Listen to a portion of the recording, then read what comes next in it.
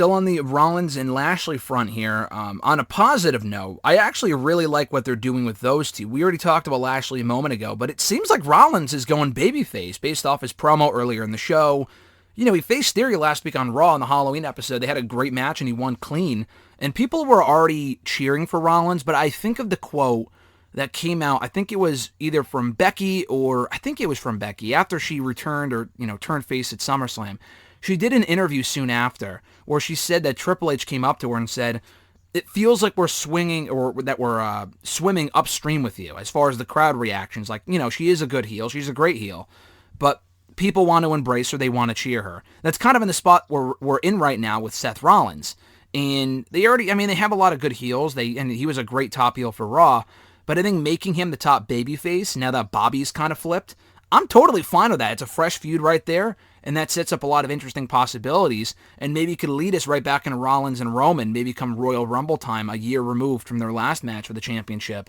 I actually really like the idea of Rollins going babyface, and it also hopefully means when Cody comes back, we don't have to go back to that feud. It wouldn't make a whole lot of sense to not acknowledge that, because Rollins attacked him his last night there, which was fucking dumb. They should not have done that.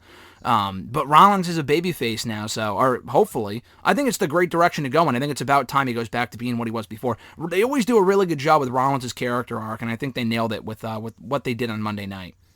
Yeah, I think seemingly we saw the babyface turn coming just because he has been getting more cheers lately, and turning Bobby heel, like I said, maybe reform the Hurt Business. No, Shelton and Cedric aren't doing anything. MVP needs to be pried away from Omos, so we'll see what happens, but yeah, I like that. I think it's a good double turn if that's the direction we're going in. Rollins has seemingly got a lot more cheers lately, and I think he's, like you said, his character arc as a babyface is really good. Same as a heel, I think he's good. He's really good as a heel and babyface. But like you said, when you're getting all the cheers and you're a heel, it might be just time to turn him. And I think it's time to turn him face. Well, I will say, for as many faults as this company's had creatively over the years, they've always turned Rollins whenever it's made sense. Maybe not at the exact moment I would have liked, but he's been a heel now for 3 years. When he turned heel 3 years ago is when he was getting booed coming off the Bray Wyatt feud. And people, that wasn't the only factor. He was like saying some dumb stuff in interviews and shit about Dean Ambrose and AEW, and people didn't like him for that. Did a couple of other things that people didn't love, the internet wasn't fond of, and they kind of turned against him. He was a boring champion for the most part, and they turned him heel, as made sense, and he was a great heel. Prior to that, you go back to 2016, he was a babyface for 3 years, from 2016 to 2019. He was getting cheered by the time that he came back from injury. We were there. He got cheered when he came back from injury in 2016. They should have turned him face right there. They didn't. But, they ended up going in that direction with him going babyface by the end of the year. And even in 2014, not that people were begging for it, but they turned him heel then too. So he's turned face and heel quite a lot in the last 10 years. It's not quite like with Roman Reigns, where he started as a heel, babyface for like 10 years and then heel again. Rollins has turned back and forth like 6 times, but he excels in both roles, a la like people like Jericho, Edge, Eddie, people like that.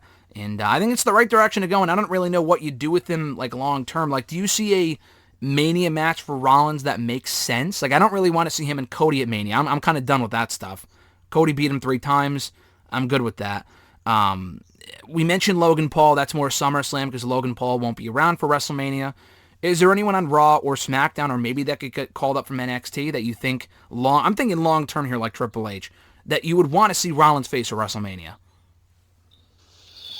That's a good question. I'm putting you on the spot a lot today. I know. Depending on where the Judgment Day goes, if they're still over, you could do him and Finn. I think that'd be pretty cool. Mm-hmm. They hinted it on Monday and they didn't go back to it. So. Yeah, I don't really have. Yeah, like I said, you always put me on the spot. I'm supposed to be like a fucking genie over here, but Finn's the first person that comes off the top of my head. I don't want to see Cody again.